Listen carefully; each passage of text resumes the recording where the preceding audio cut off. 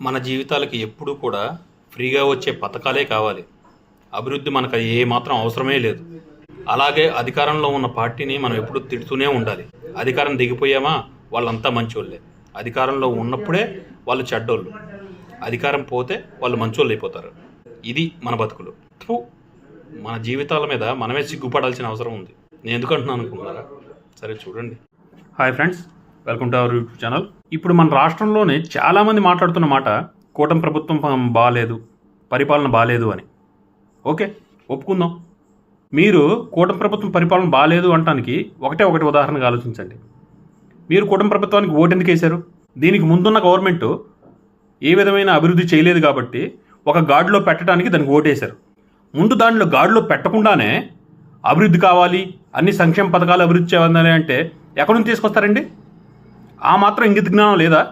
ముందు మన రాష్ట్ర ప్రగతిని అభివృద్ధి పదంలో నడిపించి తర్వాత అందరికీ సంక్షేమ పథకాలు ఇవ్వాలి. కనీసం ఈ మాత్రం ఆలోచించే ఓపిక కూడా లేదా?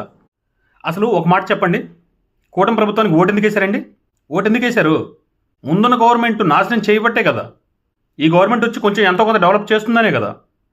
ఆ డెవలప్ చేయడానికి కొంచెం టైం అయితే ఇవ్వాలి కదా. అసలు ఈ 5 సంవత్సరాల్లో వీళ్ళు ఏం చేయగలరు అని చెప్పేసి చూసి తర్వాత రాకపోతే ఈ ఓటేటి మానేయండి. అంతేగాని అపోజిషన్ పార్టీ, ఓడిపోయిన పార్టీ ఏదో చేసిందని చెప్పేసి ప్రతి ఒక్కళ్ళు సంక్షేమ పథకాలు రావట్లేదు. ఇంకా అదేనా వచ్చింది? రాష్ట్రాన్ని కొంచెం అభివృద్ధి పథంలో పయనించాల్సిన అవసరం లేదా? ఎక్కడెక్కడైతే తప్పులు జరిగాయో అవి మొత్తం నియంత్రించి అంతా ఒక గాడిలో పెట్టేసి తర్వాత అభివృద్ధి సాధ్యమవుతుంది. ఆ మాత్రం ఆలోచించే వ్యక్తిత్వం కూడా లేదా? నిన్న అసెంబ్లీలో ఆవిడగారు ఎవరో మాట్లాడుతున్నారు. విద్యుత్ ఛార్జీల భారం అంట ప్రజల మీద వేసారంట. అది ఎవరండి వేసింది? వైసీపీ ప్రభుత్వంలో దిగిపోయేటప్పుడు కాదా దాన్ని ఛార్జీలు పెంచుకోమని చెప్పేసి ఆర్డర్ ఇచ్చేసి పోయింది? అవి కూడా చెప్పండి. మేము ఉన్నప్పుడే దాని మీద సంతకం చేసాం, అది ఇప్పుడు ఇంప్లిమెంట్ అవుతుంది అని. అలాంటివి చెప్పరు. నిజమే, మనం ఎప్పుడూ కూడా ఇలాగ ఆలోచిస్తుంటాం. అది మనిషి బుద్ధి అంతే.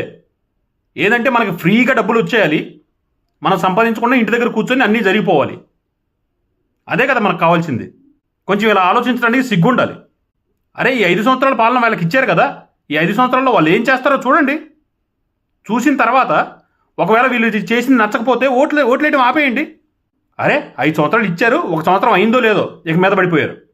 మీద పడిపోవడం కూడా కాదు, వీళ్ళు పడేటట్టు చేస్తున్నారు. వాళ్ళ మ్యానిపులేషన్కి మీరు పడిపోతున్నారు అంతే. అసలు నేను ఎప్పుడూ అనుకున్నానండి, ఈ టర్మ్ కూడా వైఎస్ఆర్సీపీఏ రావాల్సింది. వస్తే ఇంకొకసారి ఏ పార్టీ ఉండదు, ఇంకోసారి మన ఆంధ్రప్రదేశ్ రాష్ట్రాన్ని తలుచుకోవడానికి కూడా ఎవడు ఉండేవాడు కాదు. అలాగైతేనే బుద్ధి వచ్చేది. అరే, దయచేసి కొంచెం ఆలోచించండి అయ్యా, బుర్రపెట్టి ఆలోచించండి. ఇప్పుడు అందరూ వచ్చేసి రోడ్ల మీద మాట్లాడుతున్నారు కదా. వైఎస్ఆర్సీపీ ఉన్నప్పుడు ఇలా రోడ్ల మీదకి వచ్చి ఎవరన్నా మాట్లాడే సత్తా ఉందా ఎవరికన్నా?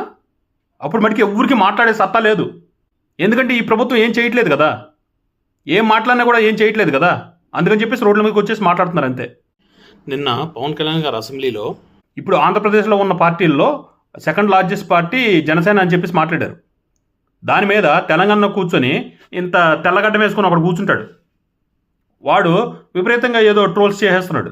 ఏం చెప్తున్నాడంటే, ఒరే బాబు, నీకు వచ్చింది 6% ఓట్ పర్సంటేజ్, మా జగన్ గారికి వచ్చింది 39% ఓట్స్ వచ్చినాయి, నీది సెకండ్ లార్జెస్ట్ పార్టీ ఎలాగవుతుంది అని చెప్పేసి చెప్తున్నాడు. కొంచెం సిగ్గు ఉండాలిరా బాబు చెప్పడానికి. అలా చెప్పడానికి నీకు కొంచెం సిగ్గు ఉండాలి.